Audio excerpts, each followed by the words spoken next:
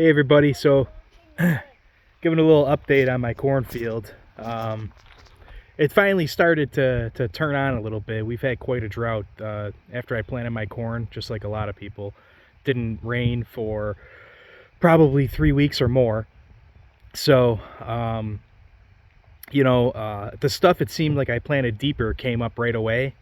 And then after we got a little bit of rain, I started seeing, quite a bit of the other stuff. I'd say probably 80% or more, 85% came up right away, started growing, and then kind of got, stunted, just waiting for the rain. And then once we got the rain, probably the other, 20% or so, 15, 20% came up. But this stuff is probably a little bit over a foot, just below knee high. And then when you get to the other end of the field where where it was sod that I turned over, that stuff's over knee high. So this is the end. We're closer to the woods here, so the deer get in here and nip quite a bit of it. But I sprayed this last week Sunday. It really didn't need it for the most part, but I mean, that's what I pay for Roundup Ready corn for, so I sprayed it regardless, even though there wasn't a crazy amount of weeds. But I can start seeing some of it. Most of it's dead, but you can start seeing some of the new weeds starting to come in. By the time those have any impact on the corn, I think it'll be well on its way, and it'll drown it out on its own. So this is pretty good. I think this corn is about a month old. Very impressed with the way the spacing.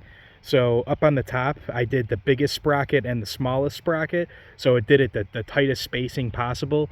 Here's where the deer have obviously gotten a little bit close to it, so they've done a little bit of damage. But as you come over here, you can see the spacing is pretty good, probably 4 inches or so. I was going to run out of corn, so towards the bottom I changed the spacing to the biggest sprocket on the back and the middle one on the front. The biggest sprocket on the back and the smallest one on the front is max population. Biggest one on the back and the medium sprocket it's supposed to be like every 6 inches or so. So all in all, I think it performed very, very well for for the conditions that we had. My neighbor's, his doesn't look anywhere near as good. He had a lot of weeds come in right off the bat, so his got a little bit more stunted than mine, and the deer kind of hit it a little bit more. So looking good though. Very, very impressed with the planter. First time using it. First time got those double discs openers. Those things work pretty good. I'm sure the slides would work good because most of this field has been worked up last year. So the slides probably would have worked pretty good, but where I had fresh sod, it definitely wouldn't have worked as well. So give you an update in a couple weeks, and I'm gonna go over a couple more things that the fertilizer that I used and how much fertilizer it used on what setting. I did it on the 15 and the 20 setting, and I got to do some calculations to see how long my field is, because I pretty much 100 pounds of fertilizer, pretty much I would go back and forth one time, and that would use just about 100 pounds of fertilizer.